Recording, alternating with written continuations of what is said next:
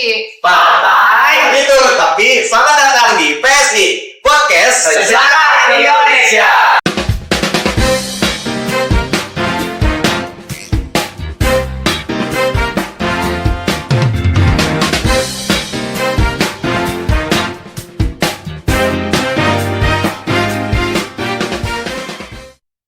Halo guys, gue Cheryl, ini Dilan, dan itu Marvel, dan itu Cipto, dan terakhir ada Vino. Sekarang kita mau bahas apa nih? Nah, kita tuh sekarang mau bahas salah satu kerajaan yang mungkin banyak orang belum dengar sih. Padahal kerajaan ini tuh salah satu kerajaan terbesar di Pulau Jawa. Ya, kerajaan yang kita bakalan bahas tuh adalah kerajaan Tarumanegara ya. Jadi Tarumanegara ini bagian dari Jawa Barat dari abad ke-4 hingga ke-7 Masehi. Tuh. Ya, kerajaan Tarumanegara ini juga terbesar kedua di Indonesia setelah kerajaan Kutai. Ya, banyak orang yang nggak paham ya soal sejarah Indonesia, terutamanya soal kerajaan-kerajaan. Apalagi udah kerajaan Tarumanegara kayak gini kan, apa ya? Orang tuh jarang dengar namanya, ya kan? Jarang dengar. Ya, siapa sih emang yang ngediriin kerajaan Tarumanegara? Mungkin kalau misalnya aku setelah banyak risetnya, kalau yang ngedirin kerajaan Tarumanegara adalah Jayasinghawarman pada tahun 358 Masehi. Oh, sudah lama juga ya berarti. Oh, lama. Ya, termasuk tua juga nggak sih? Iya, Ya, yang kedua. Beliau juga mencapai kejayaan di bawah kepemimpinan Purwawarman, cucu dari pendiri kerajaan tersebut loh. Betul, jadi salah satu tokoh yang paling terkenal di kerajaan Tarumanegara ini adalah Raja Purnawarman. Beliau ini cucu tuh dari pendiri kerajaan tersebut atau Raja Jayasinghawarman. Nah, Raja Purnawarman itu banyak membuat peninggalan ya yang banyak sekarang masih kepake. Apa aja sih, contohnya? Kayak misalnya tuh termasuk prasasti-prasasti seperti Ciarunten, Jambu, Pasir Awi, Kebun Kopi, Muara Cianten, Tugu, dan juga Lebak. Kebun kopi kayak nama jalan ya. Iya, banyak Juga juga ya? ya di sini Iya. kebun kopi. Banyak berarti prasasti yang dibikinnya. Nah, ada salah satu juga peninggalan yang masih ada sampai sekarang, yaitu sungai-sungai di Jawa Barat. Oh iya, baru ingat lah. Banyak juga sungai. Kalau nggak salah tuh Citarum ya, yang Iya, betul. jadi peninggalannya. Salah satunya yang dibikin lebih dalam gitu karena sempat ada bencana. Iya, buat ngatasin banjir kan. Betul. Tahu nggak sebelumnya prasasti itu yang tadi sebenarnya ngasih gambaran mengenai kehidupan pada masa itu untuk menunjukkan keberadaan serta kejayaan kerajaan tersebut loh. Wah, mantap banget sih. Berarti semuanya dicatat nih ya dalam prasasti ya. Nah, iya betul. Sebenarnya sejarah kerajaan ini tuh banyak sekali sumbernya dari banyak prasasti dan peninggalan-peninggalannya. Jadi gampang juga nih ya dapat informasi buat ngeliat kerajaan dulu tuh kayak gimana ya. Apalagi ini udah banyak prasasti. Ya, juga kan dari media sosial juga mengapresiasi kan Ya. penghasilannya juga. Oh iya, terus juga kerajaan Tarumanegara tuh apa? Diplomatiknya bagus, jadi kayak kenal sama berbagai kerajaan lain loh. Apalagi waktu kalau nggak salah baca sama Cina nih di abad ke-7 Masehi udah berdagang. Tahu sih jelas sama Cina. Iya. Jadi udah kemana-mana lah. Iya, udah bagus banget. Dalam aspek sosial ekonomi juga, kerajaan ini memperhatikan kemakmuran rakyatnya loh, dengan membangun infrastruktur seperti kanal untuk irigasi dan pelayaran. Wih, lebih-lebih dari pemerintah sekarang ya berarti ya. Tapi lo bicara kemarin dong. Iya. Kayak gitu. Ngeri. Ya, emang sih kalau dari berbagai referensi itu Raja Purnawarman itu salah satu tokoh yang sangat baik kepada rakyatnya. Dikenal bijaksana gitu. Oke, kali ini kita akan masuk ke segmen yang lebih dalam, yaitu awal mula berdirinya kerajaan Tarumanegara. Nah, kita kan mulai bahas nih awal mula dari kerajaan Tarumanegara nih. Ya. kerajaan Tarumanegara tuh mulanya tuh di abad ke-4 Masehi atau sekitar tahun 358 Masehi lah. Nah, kerajaan ini juga tuh bercorak Hindu. Ya, jadi apa ya, mayoritas penduduknya ya, apa ya, beragamanya Hindu kan. Oke, sekarang kan sudah berpindah zaman. Ya. Berbeda. Ya. Meski berdiri di tanah Indonesia juga, apa ya?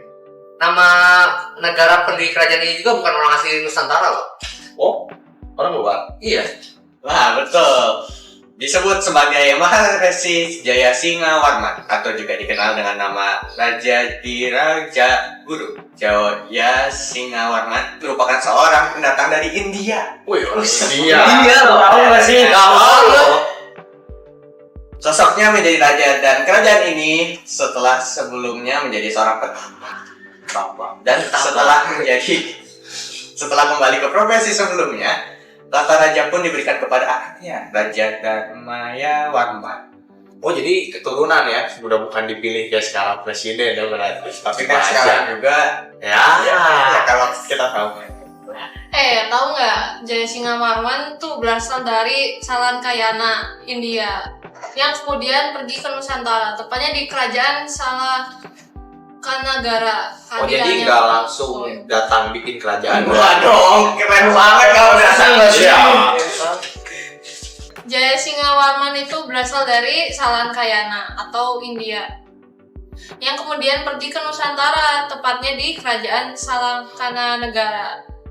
Hadirannya pun disambut Raja Dewa Warman VIII hingga kemudian dinikahkan dengan salah satu putri raja tersebut. Wih, cantik gak? Ngeri nggak ya? Datang langsung nikahnya juga sama putri Ya, ya. kalau misalnya mau lihat Gak kayak putrinya sekarang kayak ya. gimana ya? Kalau lihat putrinya nanti ada di sini di masjid. Abis nikah tuh dia bikin tuh wilayah yang diperkirakan kerajaan Tanumanegara terletak di Bekasi. Berarti Bekasi bekas Tarumanegara kan? Iya. Iya, Berarti panas ya tadi Bekasi. Iya, panasan itu nanti. Setelah itu juga Jayasinghawarman mendirikan kerajaan yang dinamai Taruma sekitar 358 Masehi. Dan seiring berjalannya waktu dikenal dengan Tarumanegara atau juga disebut Tarumanagara. Selama 24 tahun ini, Jayasinghawarman berkuasa meski belum bisa dikatakan bahwa kerajaan yang dipimpinnya memasuki era kejayaan. Berarti baru apa ya? Baru ada gitu ya, belum sampai Baru puncak-puncaknya. lah. Iya. Baru awal-awal doang, baru merintis kan. Lanjut ke pendiri dari kerajaan Tarumanegara.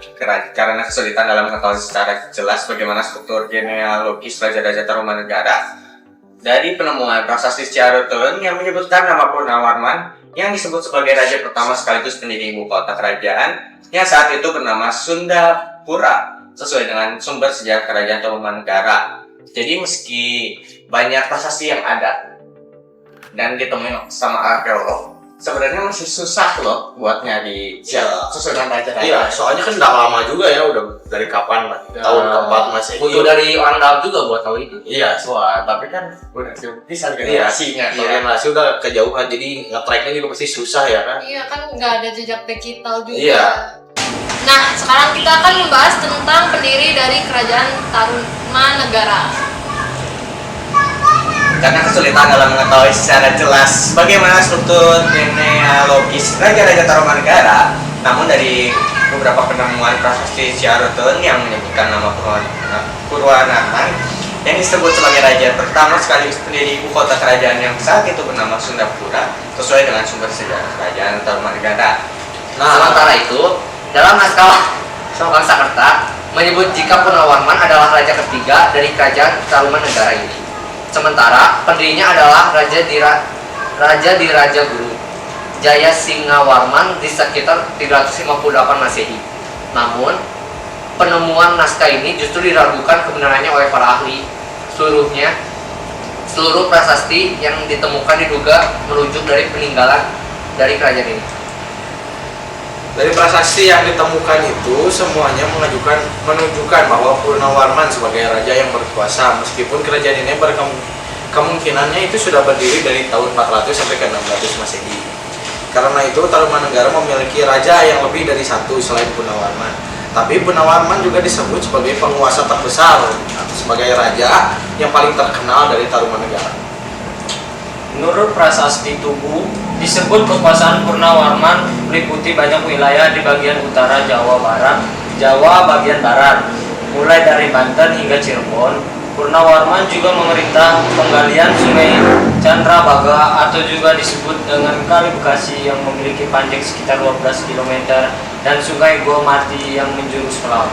Berarti panjang ya? Panjang, 12 kilo itu digalinya tenaga manusia semua tuh. Iya.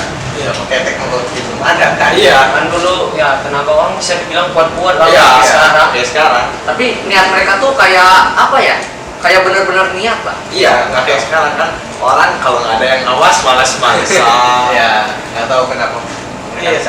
Cari-cari tempat. Nah, menariknya setelah dilakukan proses penggalian dirayakan dengan adanya persembahan 1000 ekor sapi kepada Brahmana.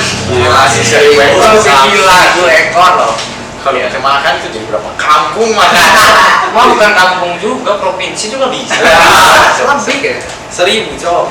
Pusat kekuasaan kerajaan ini ada di sekitar wilayah tersebut antara Bekasi dan Karawang. Jadi pusatnya juga lumayan gede ya, nggak kayak sekarang pusat cuma Jadi di satu itu kota.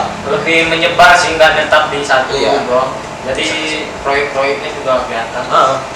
Purnawarman juga mendirikan ibu kota kerajaan yang dinamai Sundapura tuh, dan hal ini dibuktikan munculnya kompleks Candi Batujaya dan kompleks Cibuaya. Ternyata ada candinya juga ya. Iya. Nah, sekarang kita masuk ke bagian nama raja-raja dari Tarumanegara. Nah, Tarumanegara itu sebenarnya memiliki banyak raja selain yang tadi. Nah, raja-raja tersebut tuh ada berjumlah 12 orang raja.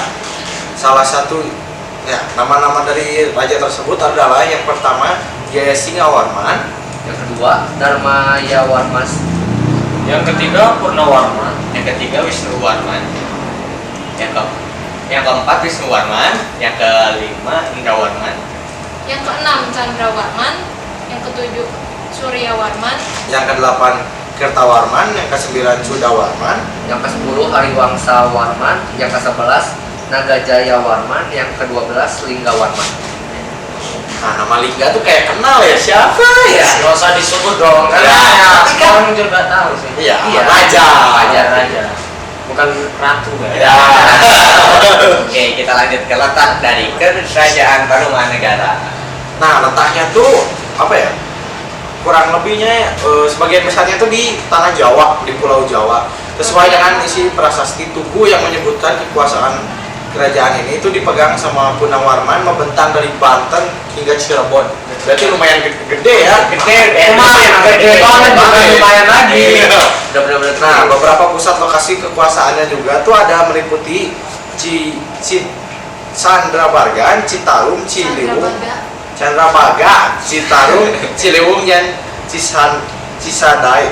Dan nah, jadi lokasi kekuasaannya tuh nggak diam di satu tempat, tapi banyak di beberapa titik. Iya. Menyebar lah dia. Jadi pemerintahnya juga bisa ngelihat langsung apa ya, proyek-proyek yang dibangun. Jadi nggak cuma di satu titik pemerintahnya diam, cuma bisa lihat sekitarnya doang. Ya. Nggak kayak sekarang nih cuma di Jakarta gitu. Kan, kalau zaman dulu ya lebih mentingin bukti Iya. daripada gengsi. Kalau sekarang gengsi bukti. Iya. Lihat jadi palsu lagi. Contohnya apa ya? Internet gratis. DP rumah 0%. Udah stop.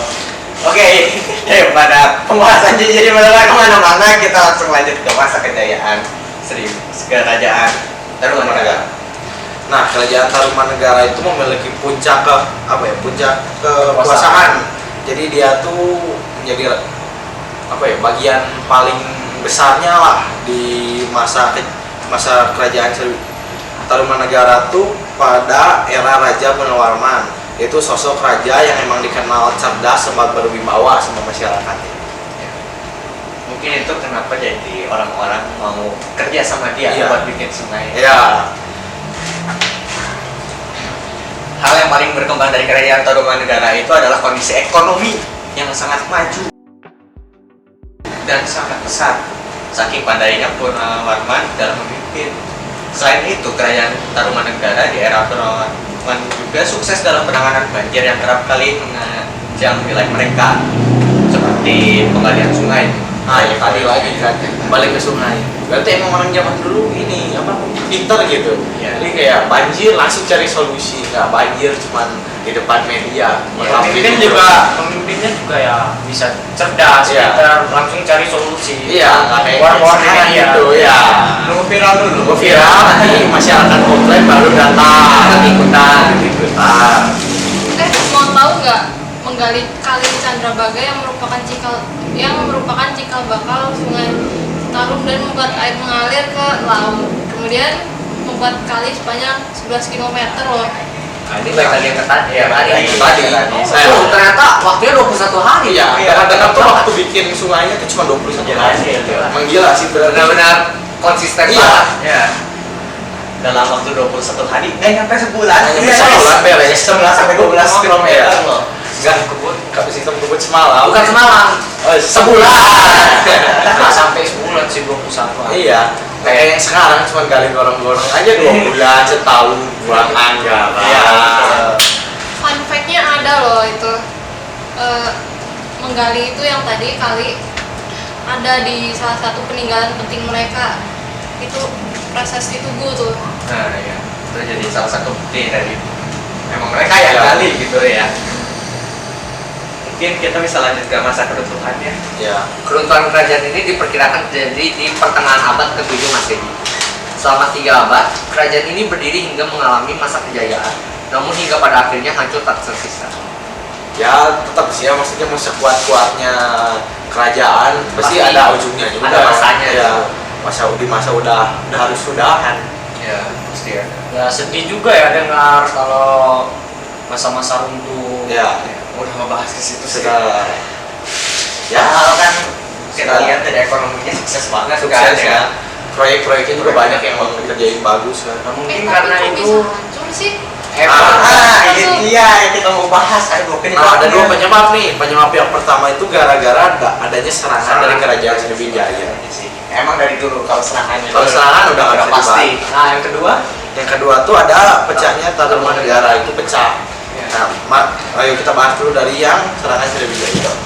Nah, serangan Sriwijaya ini diperkisarkan terjadi pada tahun 650 Masehi. Jadi pas di pertengahan 600 sampai 700. Ya. Pas dihancurnya keruntuhannya kerajaan Tarumanegara.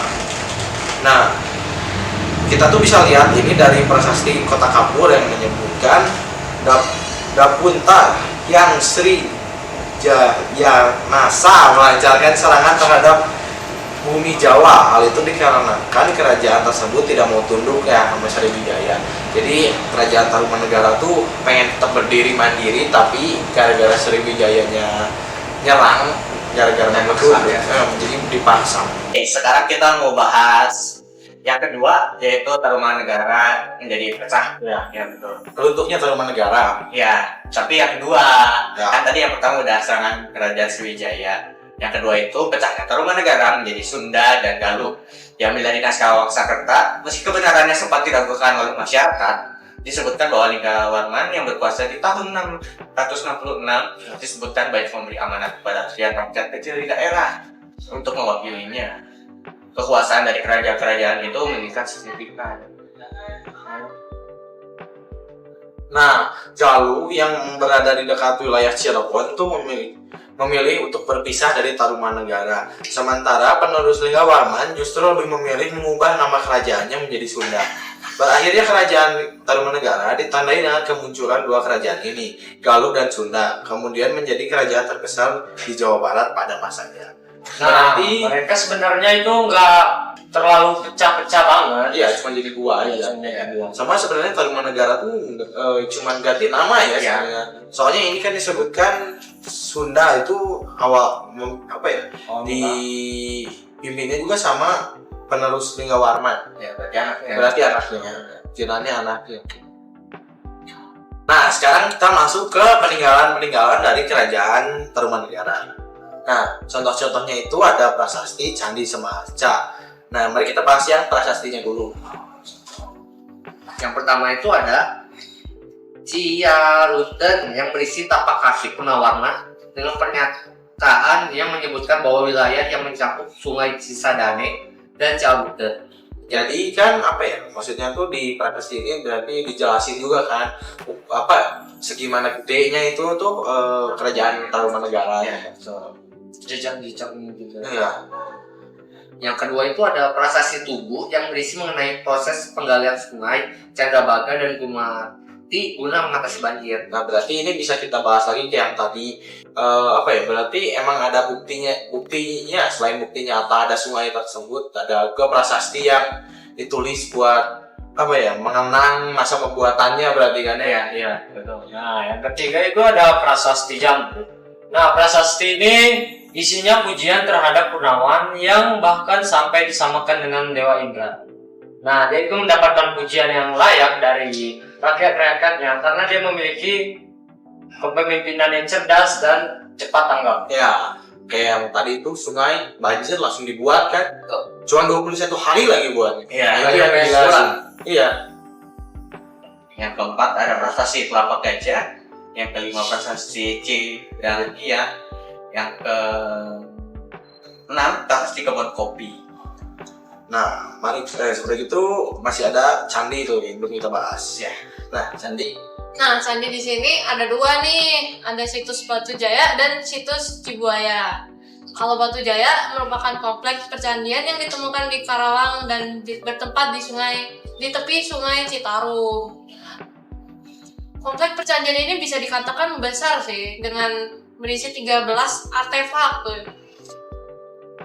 Nah, kalau situs Cibuaya berisi 2 artefak yang diyakini merupakan peninggalan Tarumanegara, berupa candi Lemah Dhuwur Wadon dan Lemah Dhuwur Lana. Nah, berarti kita bisa sebut ya situs Batu Jaya itu lebih besar daripada situs Cibuaya kan? Ya, Soalnya tertulis juga kan situs Batu Jaya kan memiliki 13 artefak di dalamnya. betul. Sedangkan kalau Cibuaya itu cuma ada dua. Lebih kecil, Pak. Yang terakhir ada arca.